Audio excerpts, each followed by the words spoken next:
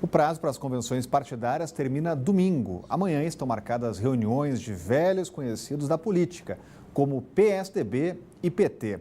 São 10 convenções no fim de semana. E ontem foi um dia de definições. Geraldo Alckmin e Marina Silva finalmente têm seus respectivos vices.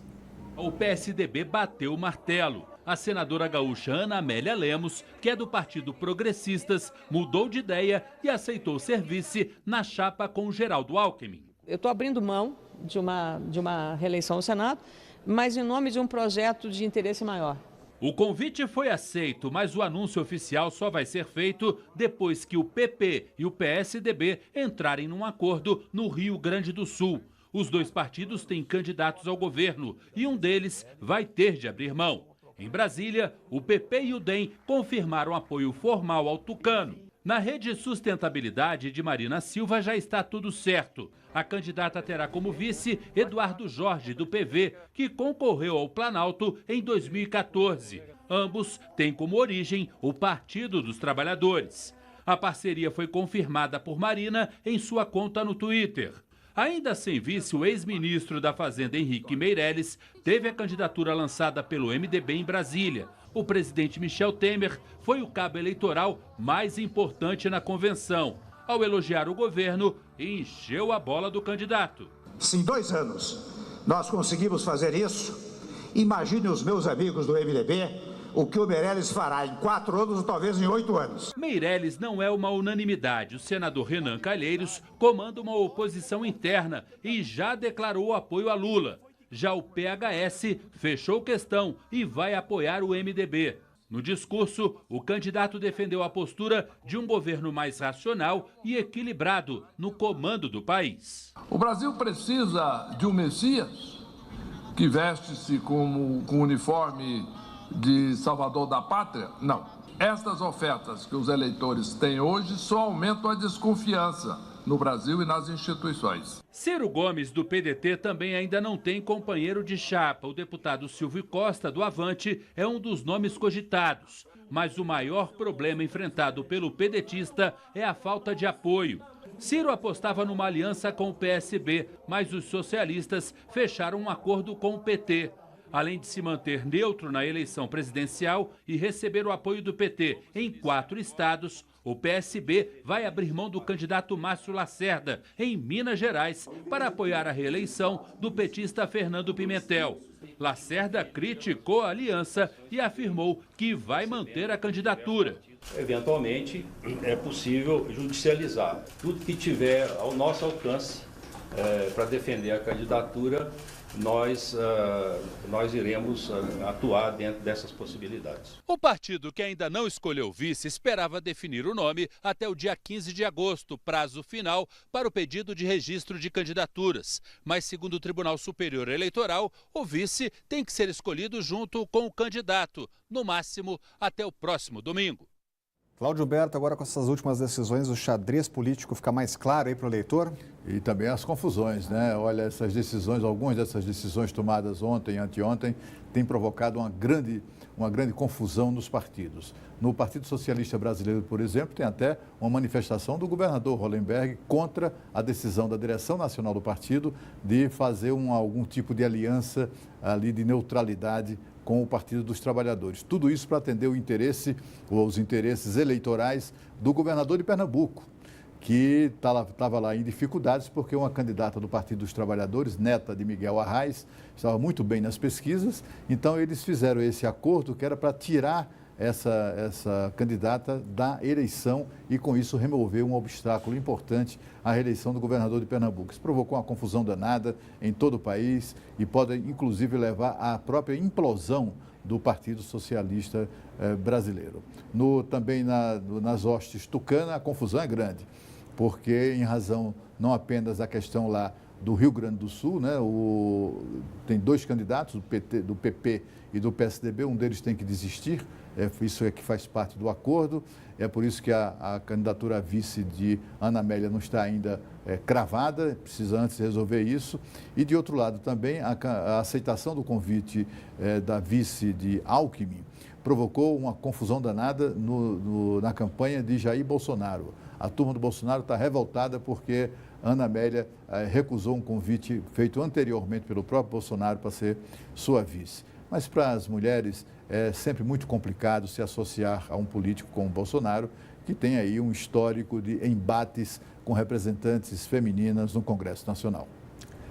Olha, a possibilidade de cortes nas bolsas de pesquisas da CAP vai ser discutida em uma reunião hoje, aqui em Brasília. O Conselho Superior fala em risco de não pagamento de 200 mil bolsas no ano que vem.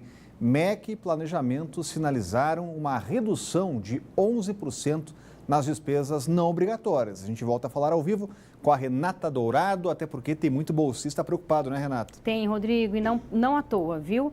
Na verdade, nessas horas a gente vê o que é e o que não é prioridade no nosso país, né? Para você ter uma ideia, esse foi o assunto mais comentado no Twitter ontem. Então, a repercussão realmente é muito grande, o que culminou nessa reunião de hoje. E foi muito comentado porque o diretor do CAPES enviou um documento para o ministro da Educação falando aí, relatando dos transtornos, dos prejuízos que esse corte trará exatamente para essas pessoas. São mais de 200 mil pessoas que estão no processo de formação para serem professores ou que estão fazendo mestrado, doutorado, pós-doutorado, inclusive não só aqui no Brasil, mas também no exterior. Então é um prejuízo muito grande realmente que isso pode refletir a médio, inclusive imediatamente, claro, mas também a médio e longo prazo no nosso país. Então hoje vai ter essa reunião, vai ser uma reunião de portas fechadas, mas aí a gente espera aí, vamos ver qual o resultado dessa reunião. Mas o fato é que essa redução aí dos recursos pode inviabilizar esse pagamento a partir de agosto do ano que vem, de bolsas a professores e alunos de pós-graduação, né? Na prática, pode prejudicar 93 mil pessoas que estão fazendo mestrado,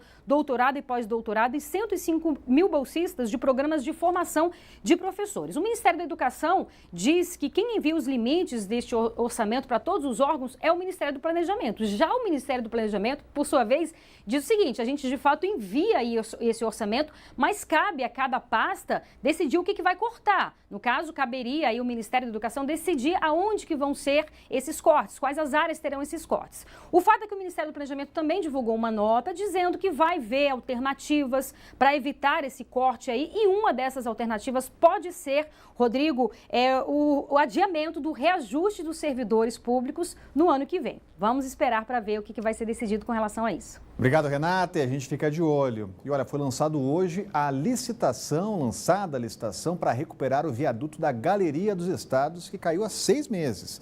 A estimativa do GDF é que a obra custe quase 13 milhões de reais e fique pronta em janeiro.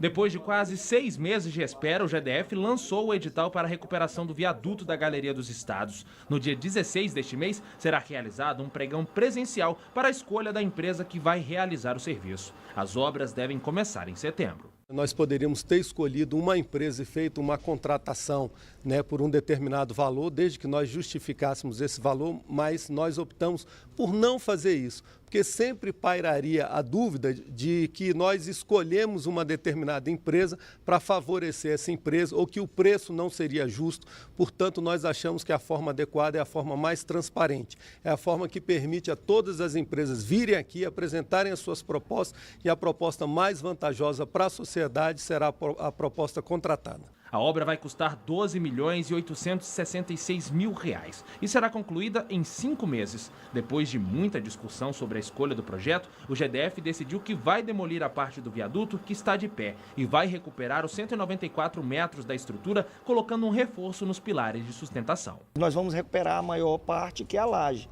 Lá nós vamos fazer a recuperação, colocar cordoalhas de proteção novas, mas você vai usar todo aquele concreto que já existe lá. Isso faz que essa obra, pelo orçamento que foi feito, cronograma, que a gente consegue fazê-la em 5 meses. O viaduto da Galeria dos Estados desabou no dia 6 de fevereiro. 4 carros foram destruídos e os restaurantes que ficam na região também foram atingidos. Ninguém se feriu, mas o imbróglio entre os donos dos estabelecimentos e o GDF continua. A indenização pelo dano ocorrido, isso ainda está sendo trabalhado no âmbito da Procuradoria, mas não avançou com a rapidez que nós imaginávamos, dada a discrepância de valor entre as propostas apresentadas e aquilo que nós imaginávamos o correto, o justo e aquilo que nós teríamos condição de sustentar juridicamente. Também foi anunciado na entrevista coletiva que outras estruturas da cidade vão passar por obras. A ponte JK será toda reformada a um custo de 31 milhões de reais.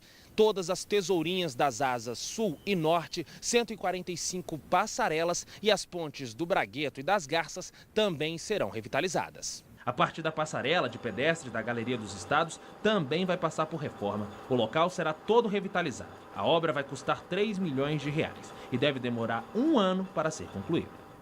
Cláudio Humberto, agora dá para acreditar que vai sair do papel depois de tanto tempo? É claro que não, né? Porque, afinal de contas, o governo tem prometido isso desde o começo, né? É um vexame, até uma vergonha para a gente comentar sobre isso, né? Lembrar que na semana que vem serão completados, na segunda-feira, 6 meses que desabou essa porcaria desse viaduto e o governo não foi capaz de reconstruí-lo. A gente disse aqui, muita gente achando que era brincadeira, mas era sério.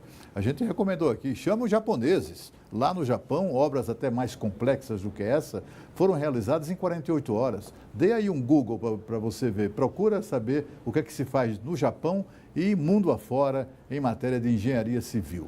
Essa demora do governo é um desafio ou é reveladora da incompetência, do despreparo da engenharia nacional. Ah, não é? O senhor que é engenheiro, a senhora que é engenheira, acha que a engenharia nacional é das melhores? Então, trate de processar o governo por dano moral, porque isso pegou muito mal para os engenheiros brasileiros. Os incompetentes do DR e da Nova Cap conspiram contra a credibilidade da engenharia brasileira. É uma vergonha que 6 meses depois ainda estejam em fase de licitação de uma obra que já deveria ter sido feita ou deveria ter sido realizada em poucas semanas. E a seguir, a exposição celebra a história de um dos maiores nomes de todos os tempos, quando se fala em tecnologia, Steve Jobs. O Band Cidade volta já.